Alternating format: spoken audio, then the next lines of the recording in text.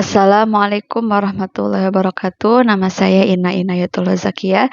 Saya mahasiswi dari Prodi PJJPI UIN Sibersen Jati Cirebon. Di sini saya akan menjelaskan atau memaparkan tentang adab dalam melaksanakan mandi wajib atau ghusl yang tertera dalam kitab Bidayatul Hidayah karya Imam Ghazali untuk memenuhi tugas UAS dari mata kuliah literasi digital kitab kuning.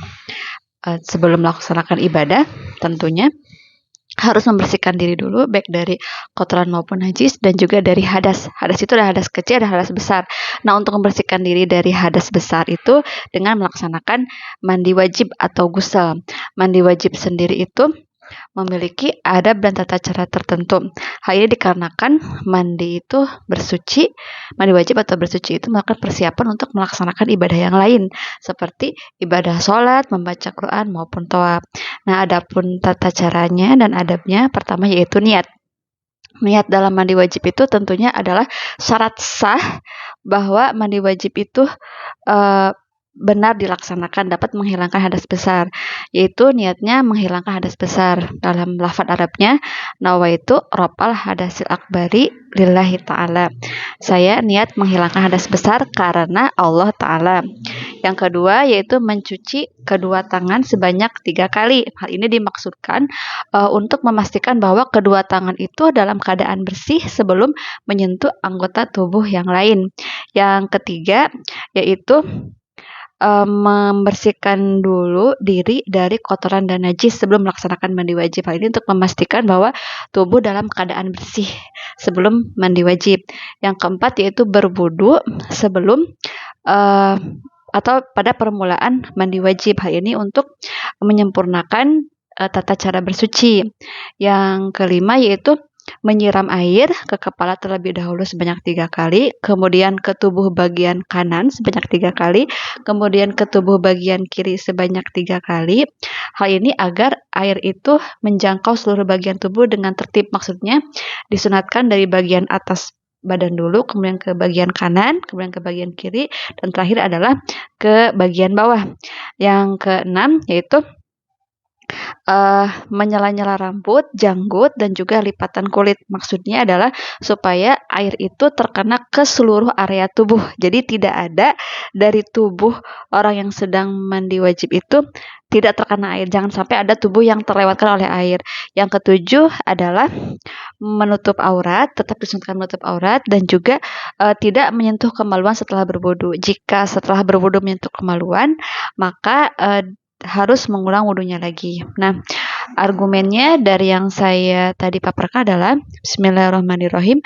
Adabul ghusli faida asobatka janabatun min ihtilamin aw wiqain fakhudil ina'a ilal muktasali waksil yadaika awalan salasan wa azil ma'ala badanika min qadarin wa tawaddu kama sabaqo fi wudu'ika lis-sholati ma'a jami'id da'awati wa akhir ghusla qadamaika qayla yudayya'u al-ma'u fa idza faragta minal wudu'i fasubba al-ma'a ala ra'sika salasan wa anta nawin raf'al hadasi minal jinabati summa ala syikikal aimani salasan summa al aisari salasan wadluk ma aqbala min badanika wa ma adbara salisan wa khalil sya'ra ra'sika wa lihyatika wa ausilil ma'a ila ma'ati fil badani wa manabiti syari ma khaffa minhu wa ma kasupa.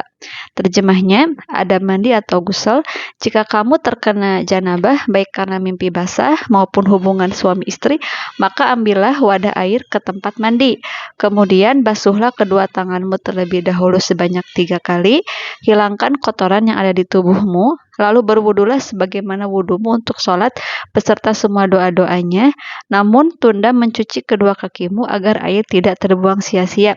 Setelah selesai berwudu, siramkan air ke kepalamu 3 kali dengan niat mengangkat hadas besar dari janabah, kemudian siram bagian kanan tubuh 3 kali, diikuti bagian kiri 3 kali, gosok bagian tubuh yang tampak dan yang tidak tampak, serta sela-sela rambut, kepala, dan jenggot. Pastikan air merata ke seluruh tubuh, baik bagian yang jarang berambut maupun yang lebat. Ini tadi argumen dari yang saya paparkan. Nah, adapun refleksi dari saya, menurut saya hikmah kan kalau dalam mandi wajib itu syaratnya cuma dua, yaitu niat dan juga meratakan air ke seluruh tubuh. Tapi kenapa ada adab-adabnya seperti kenapa berwudu dulu sebelum melaksanakan mandi wajib?